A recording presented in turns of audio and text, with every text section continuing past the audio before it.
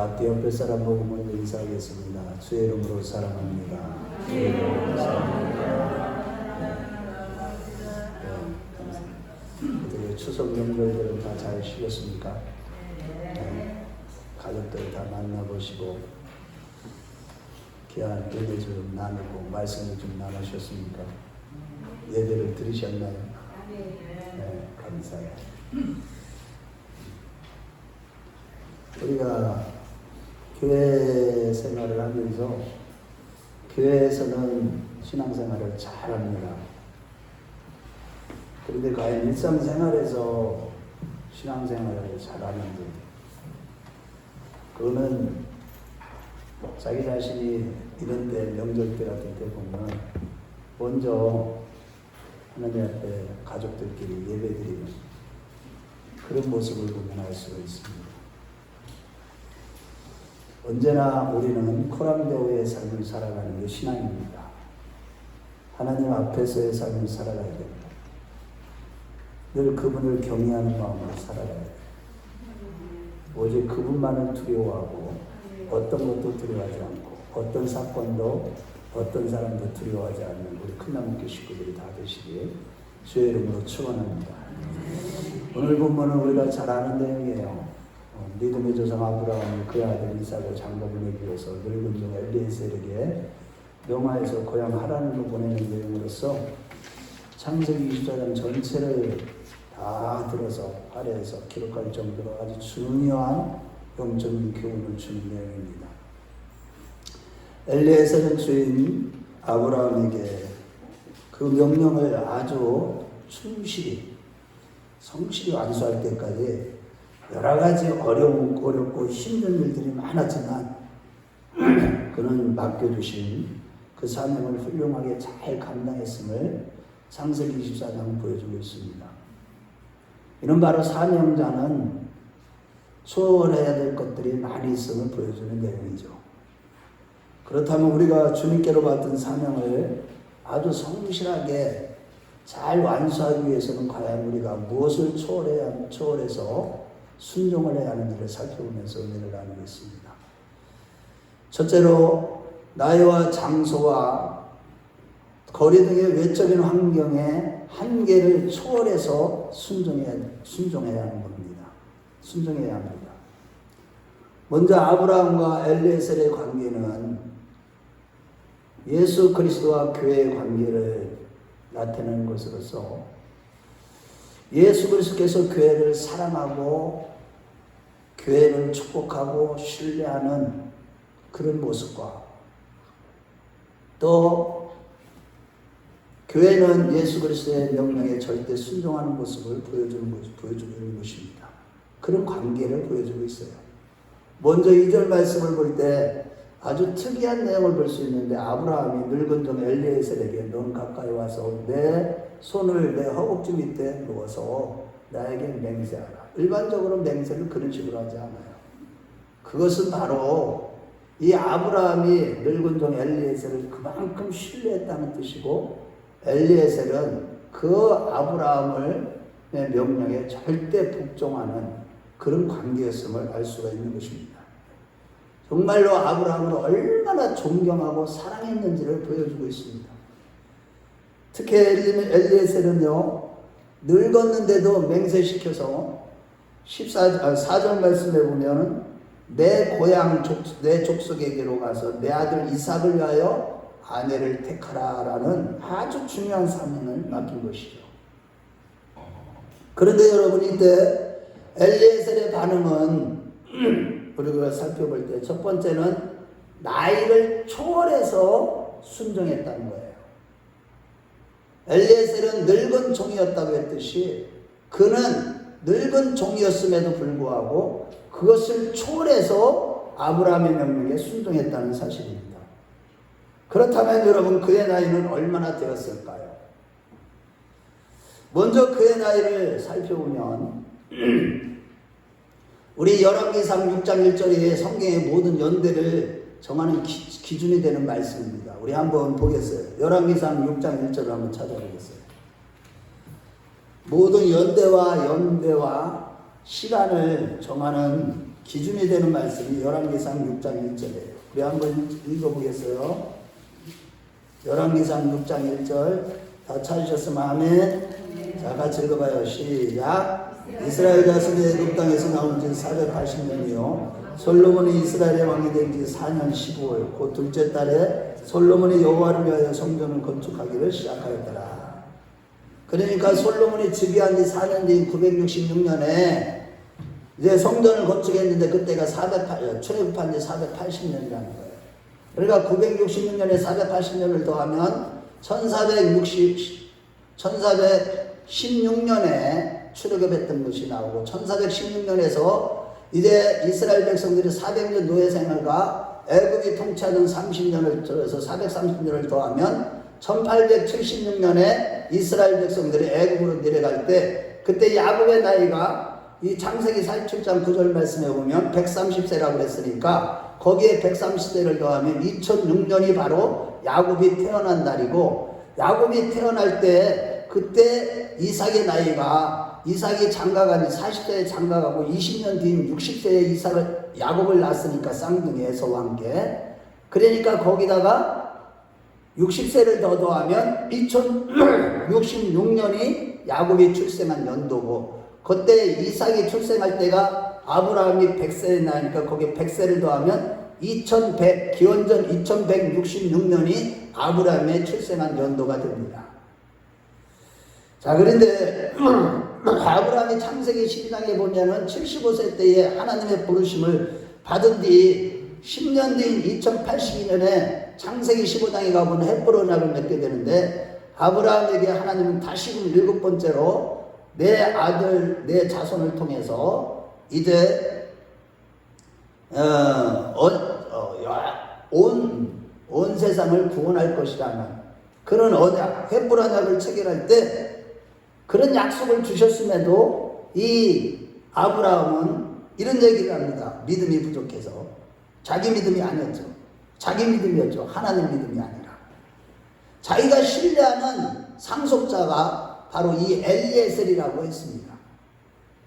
그러나 창세기 15장의 헷보로 언약대로 16년 뒤인 이제 아브라함이 100세에 아들 이삭을 낳았고 또 40년이 흘러서 이제 이삭의 나이 40년 때, 즉 헷보로 언약 후에 총 56년 뒤에 이제 아브라함은 아들 이삭을 위해 며느리를 구하게 된 것입니다. 그리고 아브라함이 75세에 하란에서 엘리에셀을 만날 때 나이를 추정하면 종으로서 그때부터 순종했으니까 15살 이상은 되었을 것으로 추정되고 따라서 아들 이삭이 아내를 구하는 심부름을 시킬 때 엘리에셀의 나이는 아브라함이 처음 만난 15살에서 66년이 흐른 뒤인 80세 정도로서 추정해 볼 수가 있는 것입니다.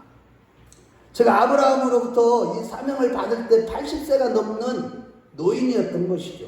게다가 창세기 14장 14절 말씀을 보면 이미 아브라함의 수하에 318명이라는 젊은 종들이 많이 있었습니다. 그럼에도 불구하고 굳이 늙은 종 엘리에셀에게 며느리를 구하는 아주 중요한 사명을 임했다는 것은 그만큼 이 엘리에셀을 신뢰한 것이고 늙은 종 엘리에셀 역시 이 귀한 사명이 주어졌을 때 저는 나이가 많아서 늙어서 이 사명을 감당하기가 어렵습니다. 다른 정도를 보내주라고 핑계를 대지 않고 주인의 마음에 즉각적으로 100% 순종한 것입니다. 한마디로 아브라함은 100세에 이삭을 주심으로 아브라함에게 하신 약속을 지키시는 하나님께서 이제 이삭을 통해서 하나님의 구속의 경륜을 성취할 것이라는 그 사실을 확실하게 믿었다는 사실이고 또 나이 많은 엘리에셀은 자신에게 사명을 맡겨주신 주인의 뜻에 철저하고도 충실하게 감당한 것입니다. 그런데 여러분 이같이 나이를 초월해서 순종한 신앙의 선진들을 살펴보면 먼저 출애굽 시대에는 출애굽기 7장 7절 말씀을 볼 때 하나님께서 이스라엘의 지도자로 모세를 부를 때 그의 나이가 80세였고 그의 형은 83세였는데 이 80세부터 광야 40년 동안 이스라엘의 지도자로 부르실 때 모세는 그 80세 노인이 됐음에도 순종했다는 사실이에요. 나이를 초월해서. 그리고 가나안 정복 시대에는 여호수아서 14장 10절에서 11절 말씀을 볼 때 80세 노인 갈렙은 다른 지파가 이제 가나안 땅을 다 정복한 가운데 특별히 그 땅만큼은 기피하는 땅이었던 척박한 땅이고 산악지역인 헤브론 산지를 나에게 달라. 하나님이 나와 함께 하시면 필경 여호와의 말씀하신 대로 그들을 쫓아내리라고 하며 멋있는 신앙 고백을 한 것을 우리는 잘 알고 있습니다.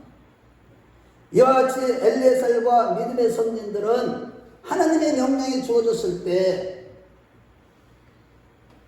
나이를 초월해서 그 명령에 순종했다는 사실입니다.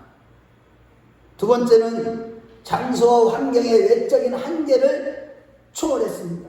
지금 아브라함과 엘리에셀이 살고 있는 곳은 물샘이 있는 부엘세바에서 더 남쪽 지역인 부엘라 헤로이라는 지역인데 그곳은 하란으로부터 약 842km 지점입니다.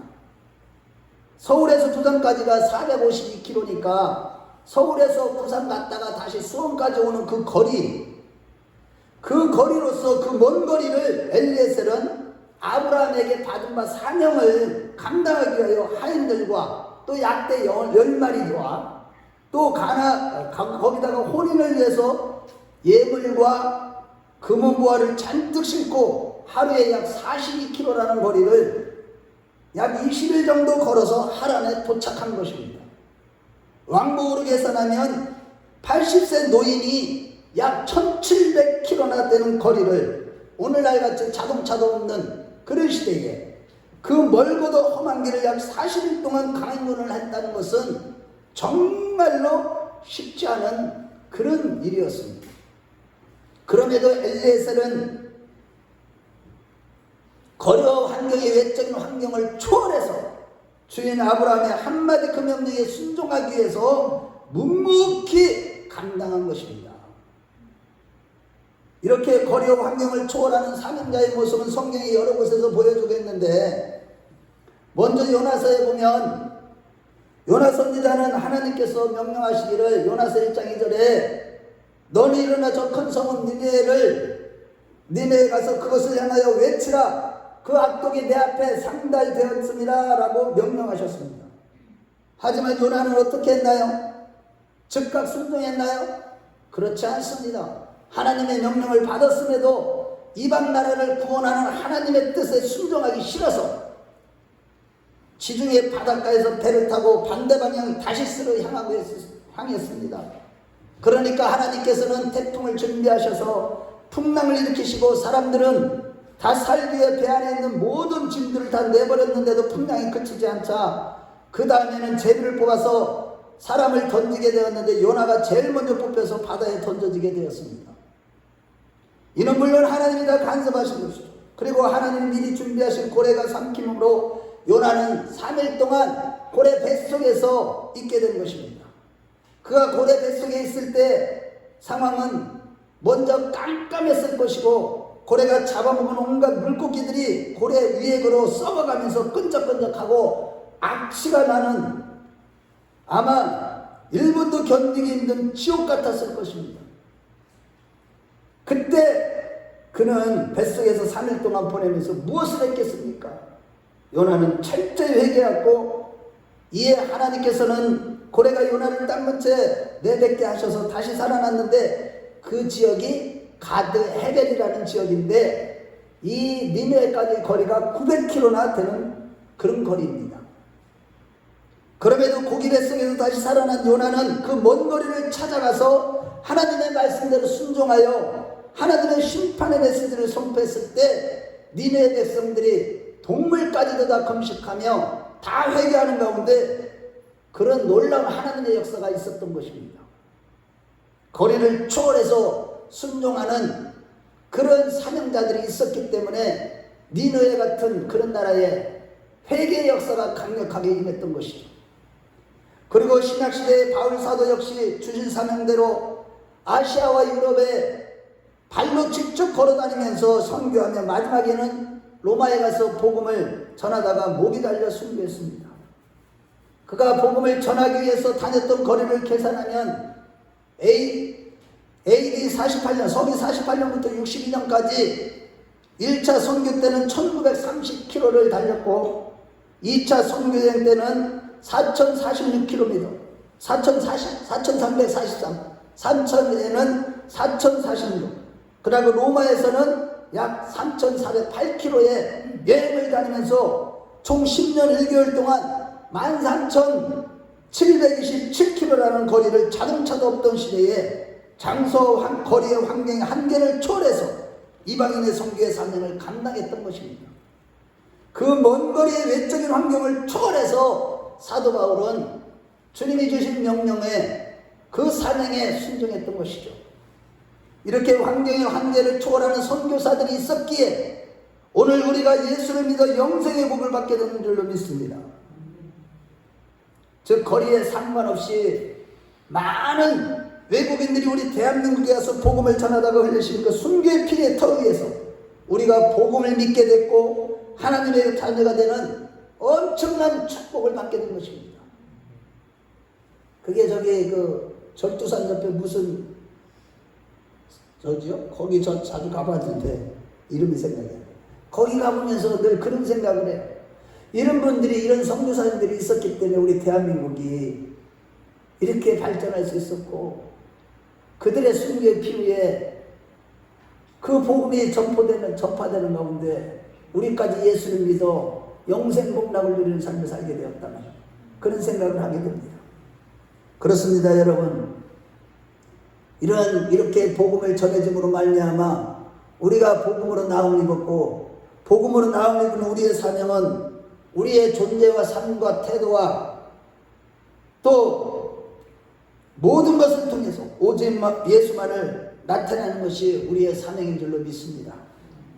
언제 어디서나 그리스도의 향기와 편지가 되고 하나님이 거하실 처소가 되기 위하여 날마다 지어져가는 그것이 바로 하나님의 거하실 처소가 되어져 가는 이것이 바로 우리의 하나님께 주시는 사명이죠. 이를 위해 우리는 그리스도를 본받아 날마다 영으로서 몸의 행실을 죽이며 또 오직 말씀에 붙잡히고 스스로 자랑하고 교만했던 모든 죄를 회개하며 오직 예수만을 자랑하는 자가 되어야 하는 것이 우리의 사명인 줄로 믿습니다. 뿐만 아니라 오직 성령으로 우리가 충만해서 오직 예수만이 길이요 진리요 생명이며 예수만이 하나님의 절대의가 되심을 전하는 것이 우리의 사명인 줄로 믿습니다. 그런데 우리는 이 귀하고 영광스러운 사명을 감당할 때 어떤 핑계도 없이 나이와 장소와 외적인 한계와 거리를 초월해서 사명을 감당해야 될 줄로 믿습니다. 오늘 하나님이 이 말씀을 전하게 하시면 지금 과연 여러분들에게 주어진 사명을 여러분들은 과연 잘 감당하고 있느냐는 거예요. 초월적 신앙으로 과연 이 사명을 감당하냐는 것입니다.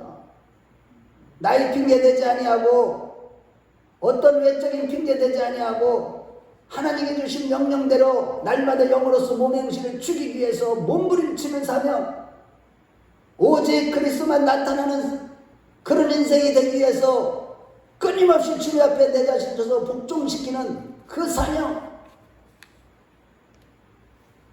언제나 성령으로 충만해서 우리 가족들을 비롯하여 모든 주변 사람들을 비롯하여 심지어는 저 먼 거리에 있는 사람들에게까지 복음을 전하는 그 사명을 감당하기 위해서 과연 우리는 모든 것을 초월해서 순종하고 있느냐는 것입니다. 오늘날 이렇게 주님께 주신 사명을 감당하지 못하고 그것조차 생각조차 안 하고 살아가는 자들이 대부분의 신자들의 모습이지만 바라기는 나이와 거리와 그 밖의 환경의 외적인 조건을 탓하거나 핑계대지 마시고 철저히 주어진 사명에 순종함으로 하나님께 영광을 돌리고 복을 받는 우리 성도들이 다 되었으면 좋겠습니다. 여러분들이 자신이 그리스도의 몸이 되어야 되는 겁니다. 여러분 자신이 교회가 되어야 돼. 하나님이 거하신 처소가 되는 것이 바로 여러분들의 사명임을 잊지 마십시오. 그를 위해서 끊임없이 영적인 싸움을 싸우지 않으면 안 되는 것입니다.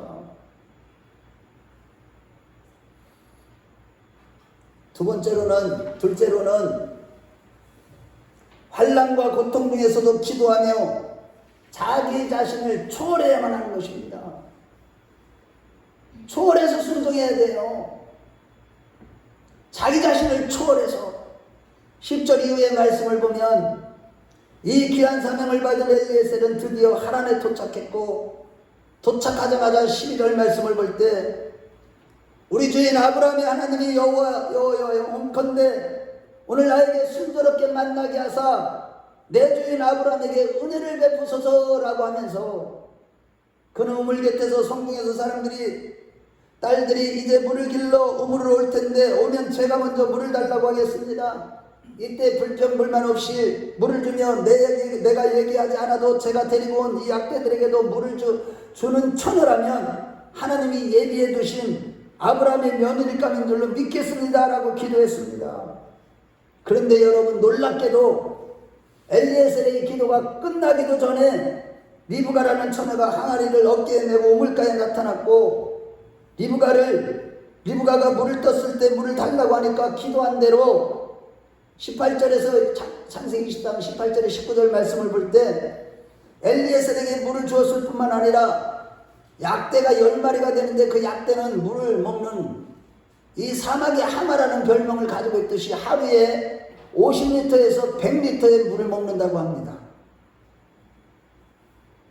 그런데 많게는 121리터까지도 먹는 낙타가 있다고 합니다. 그런데 리브가가 한 마리도 아닌 10마리의 약대에게 일일이 한 마리씩 물통에다가 우물에서 물을 떠가지고 나눠줄 때 10리터에서 20리터 되는 그런 항아리로 약 70번에서 100번을 왕복했다는 것을 보여주는 것입니다.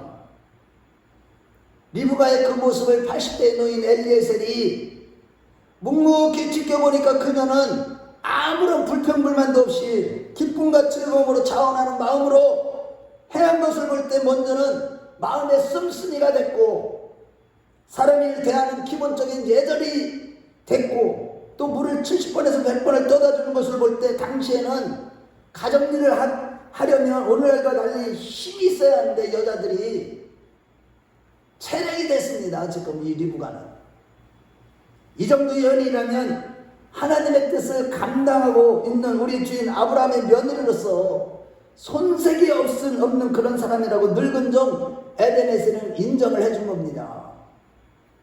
그러고 나서 아브라함이 떠나고 날 때 내 고향 내 친척 중에서 며느리를 구하라고 했기 때문에 가지고 온 예물 중에서 금고리와 금목걸이 한 쌍을 주면서 아브라함과의 관계를 알아봤습니다.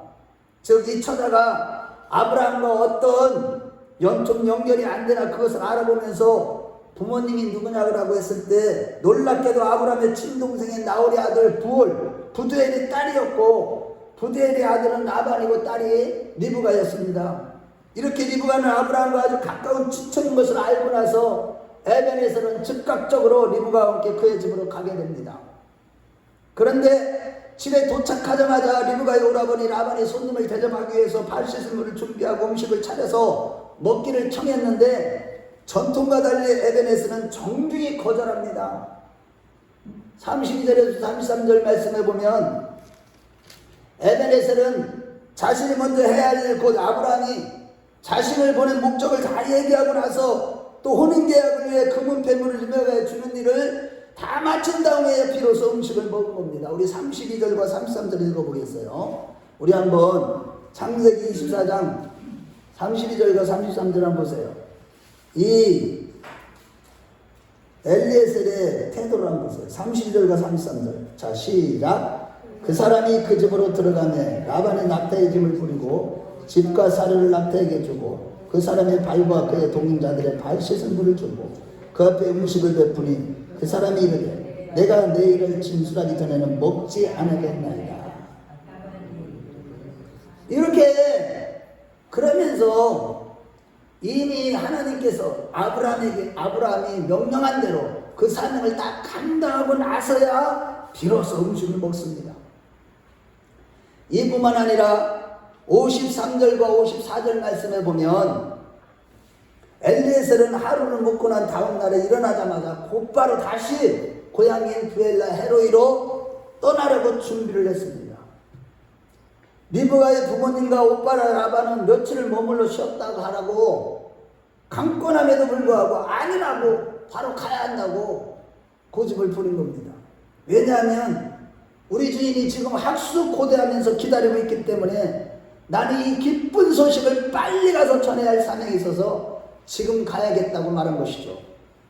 보통 사람 같으면 그 842km라는 그 먼 거리를 다녀왔기 때문에 몸이 지금 도착하자마자 바로 하루 이틀 사이에요. 얼마나 피곤했겠습니까? 그래서 보통 사람 같았으면 며칠을 머물렀을 것이지만 그러나 그 엄청나게 피곤한 몸에도 불구하고 자기 자신을 초월하면서 자기의 안락함과 명예와 부와 모든 것을 다 초월하면서 사명을 감당했던 것입니다. 그런데 여러분, 성경 인물 가운데 이렇게 안락함과 명예와 부와 생명까지도 내놓는, 즉 자신을 초월하는 사명의 자의 모습을 살펴보면 누가 있을까요? 대표적으로 노아를 비롯해서 아브라함과 모세와 다윗과 이사야, 예레미야 등 수많은 믿음의 선지를 통해서도 정말로 안락함과 명예와 부와 생명까지도 다 내놓을 정도로의 자신을 초월하는 그런 신앙으로 하나님의 명령에 순종한 사명자들이 바로 노아를 비롯해서 아브라함을 비롯해서 예레미야나 이사야 선지자나 또 신약시대에 보면 구약시대 에스겔 선지자나 사도 바울을 통해서 보여주고 있습니다. 노아는 약 7, 80년간 방주를 지으면서 얼마나 힘듭니까? 하루 이틀 지은 것도 아니고 맨날 노가다를 7, 80년 동안이나 120년이 아니에요. 그거 정확하게 계산하면. 인내하면서 자신을 초월해서 사명을 감당했고, 아브라함은 로마서 4장 19절 말씀대로 전혀 믿을 수 없고 불가능한 환경 가운데서도 믿음이 약해지지 않고 안락함과 부와 명예까지도 다 내놓는 자신을 초월하는 신앙으로 하나님께 준 사명을 감당했습니다. 또한 다윗은 억울하게 10년 동안 16곳을 피신하면서 갖은 수모와 고난 가운데서도 자기의 안락함을 추구하거나 명예를 추구하거나 부를 추구하거나 자기의 생명을 추구한 것이 아니라 그것을 모든 것을 초월해서 하나님의 명령에 순종하며 살아갔습니다. 이사야는 벌거벗고 3년 동안이나 하나님의 말씀을 선포했고, 한번 생각해 보세요. 이사야서 보면서 좀 눈물 나요. 정말로 복음 전하기 위해서 하나님이 하나님의 능력으로만, 오직 하나님만이 하나님의 일을 스스로 하신다는 걸 보여주시기 위해서, 우리 인간은 아무것도 아니라는 걸 보여주시기 위해서, 지금 이사야가 하는 것이 아니지만 다 하나님이 하시는 것을 보여주시기 위해서, 그는요 벌거벗고서 에돔인가요?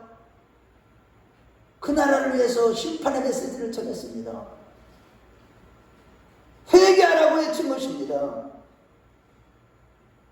우리가 잘 아는 눈물의 선지자 예레미야는 지하 감옥에 갇히면서도 자기의 안락함과 도망가서 뭘 하려고 해도 가슴이 뜨거워져서 하나님의 명령에 불순종해서 그냥 말씀을 선포 안 하려고 해도 좋은 말을 하라고 그랬으면 얼마나 좋겠어요. 맨날 너희들은 망한다, 바벨론으로 포로로 끌려가는 것이 아버지 뜻이다, 이미 이제는 너희들은 그냥 회개해서 될 수준이 아니다, 고난 중에서 철저하게 너희들 자신의 그 죄가 얼마나 심각한 것인지, 너희들 뼛속까지 스며드는 그 불신앙에 대해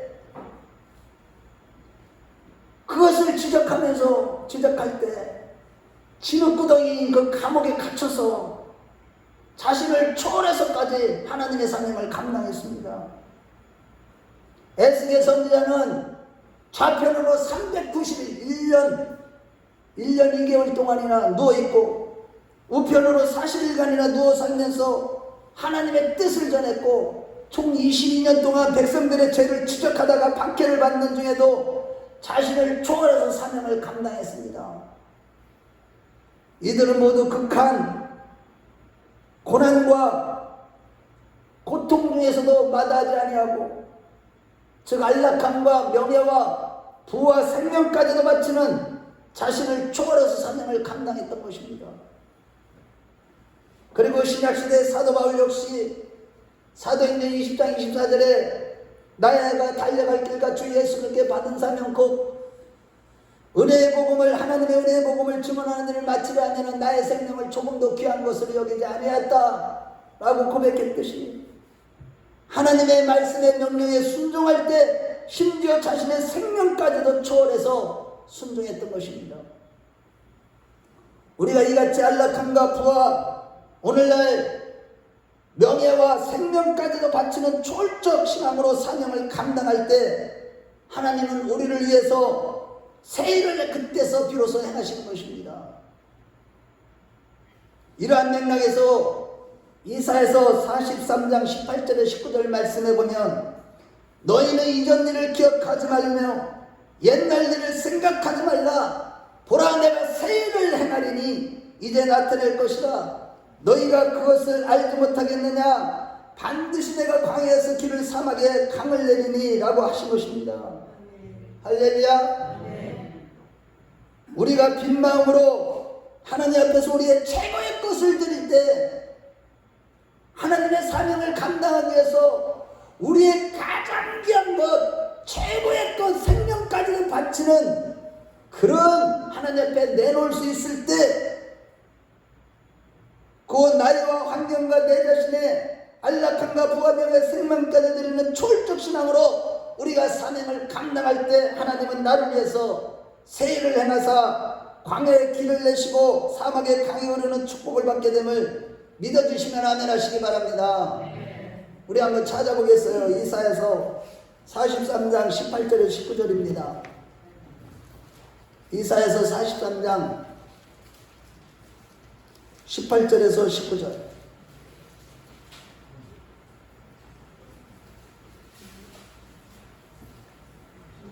자, 같이 한번 읽어보겠어요. 43장 18절 19절 시작.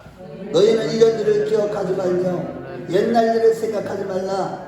보라 내가 새 일을 행하리니 이제 나타낼 것이라. 너희가 그것을 알지 못하겠느냐. 반드시 내가 광야의 길을 사막에 강을 내리니. 다시 말해 광야 같고 사막 같은 환경을 우리가 만날지라도 기도하면서 끝까지 기도하면서 모든 것을 초월해서 순종할 때 새 일을 행하시는 하나님의 역사로 형통의 복과 모든 소원의 항구로 인도하시는 축복의 역사가 우리의 삶 가운데 나타나게 되는 것이죠. 나이를 비롯해서 거리와 외적인 모든 환경과 환난 중에서도 기도하며 나의 최고의 것까지도 여러분들에게 최고의 것이 무엇이겠습니까?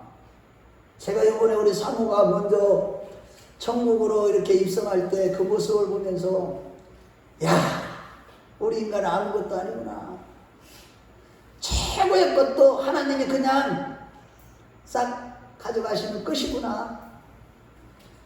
그런데 우리가 그 최고의 것, 우리의 목숨까지도 아끼지 아니하고 하나님 앞에 바치겠다고 하는 그 동기까지도 보시는 우리 하나님께서 그 보시기만 하면 우리 하나님은요, 우리 광야 같은 인생이, 사막 같은 인생이 거기에 길이 나고 샘물이 솟는 형통한 복을 우리에게 허락하시는 것입니다. 할렐루야. 여러분, 그래서 출애굽 당시 이스라엘 백성들이 광야의 고통이 있을 때 시편 107편 28절에 30절에 보면 그들이 고통 때문에 여호와께 부르짖음에 하나님께서 고통에서 그들을 인도해 내시고 광풍을 고요하게 하사 물결도 잔잔하게 하시도다. 그들이 평온함으로 말미암아 기뻐하는 중에 여호와께서 그들이 바라는 항구로 인도하신다라고 하신 것입니다. 즉 우리가 신앙생활을 하다 보면 특히 마지막 때 너희가 경건하게 살고자 한 자는 핍박을 받으라 했듯이 오늘날 우리가 정말로 오직 예수로 살고 영으로서 몸의 행실을 죽이며 정말로 영에 속한 자답게 살아가고자 할 때 우리는요 환난이 따릅니다. 고난이 따를 수밖에 없습니다. 영적인 자들은 다 좁은 길을 걸어가게 됩니다.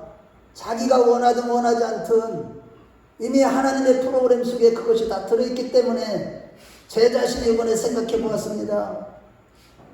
과연 하나님 나를 그때 부르실 때 그때가 4살 때인가 그래요.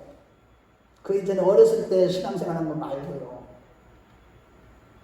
그때 부르실 때 하나님 앞에 만약에 하나님이 살아계시면 나를 인도하여 주셨을 때 주님이 나를 만나 주셔서 이 길을 걸어가게 하시는 사명을 주셨을 때 이미 하나님의 프로그램 속에 이행이 사물을 만나게 하는 그 프로그램이 있었고 그 주위에 많은 교인들이 있었습니다. 제 주위에 친한 친구도 있었고 자기 큰 교회 다니는 그 교회도 몇 번 가봤어요. 그런데 하나님이 프로그램 속에 들어가니까 생각도 안 나요. 현장에 일을 하시는 어떤 집사님이 계셨어요. 개척교회 나가는 조그마한 개척교회 나가는 집사님이었어요. 왜 그 집사님한테 필이 박혀가지고 그 집사님한테 내가 교회를 간다고 고백을 하니까 신나가지고 결국 그 교회를 갔는데 그 교회 가보니까 누가 있었어요? 우리 이행기 사모가 있었던 거예요. 하나님의 프로그램 속에 우리 이행기 사모를 그 개척교회에서 만나게 하시는 것이 하나님의 프로그램이었습니다. 자, 그런 데 있잖아요. 거기까지는 너무 좋아요. 우리 이행기 사모하고 제가 이렇게 만나서 이 길을 걸어가려고 할 때 우리가 간다고 소리도 하지 않았어요. 이 목회자의 길을 가려고 하지도 않았어요. 우리가 가면 왜 가느냐. 훌륭한 사람이 나보다도 이 세상에는 그렇게 많은데 별볼일 없는 우리가 어떻게 그 길을 가냐. 그런데도 만나는 사람들마다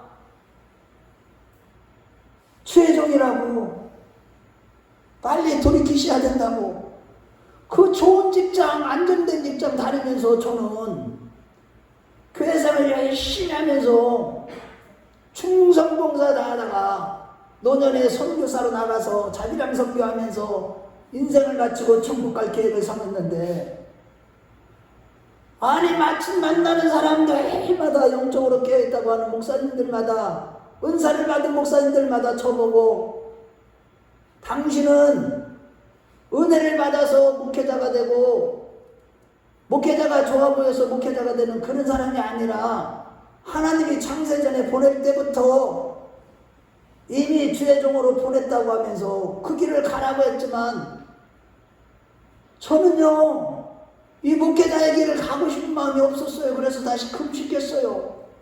내가 과연 가야 되는 길인가? 내가 직접 받아야 되잖아요. 아무리 은사자가 능력자가 목회자들이 아무리 얘기를 해도 내가 받아야지. 금식하다가 드디어 요한복음 21장 말씀에 내가 나를 사랑하느냐.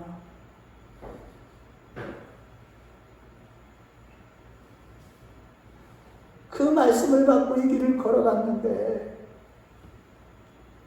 왜 하나님이 우리 이행리 사모하고 딱 예수님이 33세에 구속의 사역을 완성하신 것처럼 딱 33년만 딱 살게 하셨다가 데려가신 것입니다. 물론 사명을 다 감당했다고 했기에 저는 그래서 너무 사랑하게 하나님 아버지 품에 데려가신 것을 확신하기에 참을 자기는 하지만 너무나 힘든 건 사실입니다. 너무나 그립고 너무나 아프고 그렇습니다. 그렇지만 그때마다 제가 기도합니다. 어제 저녁도 내려와서 1시간 동안 기도하니까 주님이 제 마음을 또 붙잡아 주셔서 오늘 편안한 마음으로 이 말씀을 전하고 있습니다만, 우리가 이 고통 중에 하나님께서 부르짖으면 하나님이 반드시 응답하시고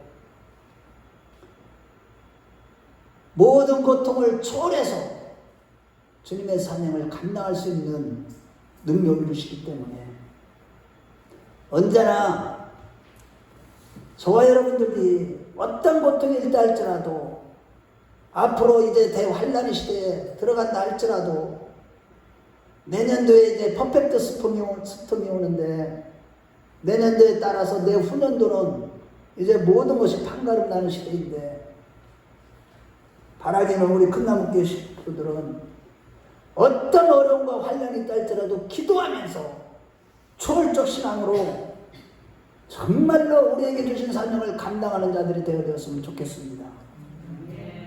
결론입니다. 우리는 모두 우리의 존재와 삶과 태도와 모든 것이 오직 예수만이 나타나는 사명, 곧 하나님이 거하실 처소로 지어져 가는 사명을 받은 자들입니다. 우리 안에 그분이 거하시는 그런 자로 지어져 가는 사명을 받은 자들이죠. 이를 위해서 주님 앞에서 끊임없이 영으로서 몸의 행실을 죽이며 내 자신을 쳐서 그렇게 복종하라는 말씀과, 날마다 내가 죽고 예수로 살라는 말씀과 복음을 전하라는 하나님의 엄중한 말씀들에 대하여 모든 것을 초월해서 반드시 순종해야 하는 사명자들이죠. 그러므로 여러분, 아브라함의 도종 엘리에셀처럼 어떤 핑계도 내려놓고 나이와 거리를 비롯한 외적인 환경의 모든 한계와 우리의 안락함과 부와 명예와 심지어 나의 최고의 것 생명까지도 바치는, 곧 우리 자신을 초월하는 신앙으로 사명을 감당하는 자들이 되십시다. 어떤 어려움과 고난이 있을지라도 부르짖어 기도하면서 내 자신의 생명까지도 바치며 안락함과 부와 명예와 모든 것을 초월하는 신앙으로 감당할 때 반드시 새해를 행하시는 하나님께서 우리의 광야 같은 삶 속에 길을 내시고 사막 같은 삶 속에 강물을 내시는 축복과 모든 소원이 이루어지는 축복을 받게 되실 것입니다. 우리 모두 이러한 축복을 받아 하나님께 영광 돌리는 우리 모두가 되시길 주의 이름으로 축원합니다. 주의 이름으로 축원합니다. 기도하겠습니다. 여러분들이 성공하기 위해서, 여러분들이 출세하기 위해서, 부귀영하기 위해서 예수 믿는 게 절대 아닙니다. 오직 예수만 나타나는 삶과 주님이 거하실 처소가 되는 일을 위하여 날마다 영으로서 몸의 행실을 죽이고 내 자신을 쳐서 그렇게 복종하며 복음을 전하라는 주님의 엄중한 말씀에 나의 모든 것을 초월해서 하나님께 생명까지도 바치는 나 자신을 초월하는 신앙으로 순종하게 해달라고, 순종하는 자가 되기를 원하오니 하나님 나를 붙잡아 주시려고, 아무리 어려운 문제를 만나도 부르짖어 기도하면서 초월적 신앙으로 사명을 감당함으로 새해를 행하시는 하나님의 축복, 광야 같고 사막 같은 우리 삶 속에 형통의 복과 소원이 이루어지는 복을 받기를 원한다고 우리 주여 한번 부르면서 간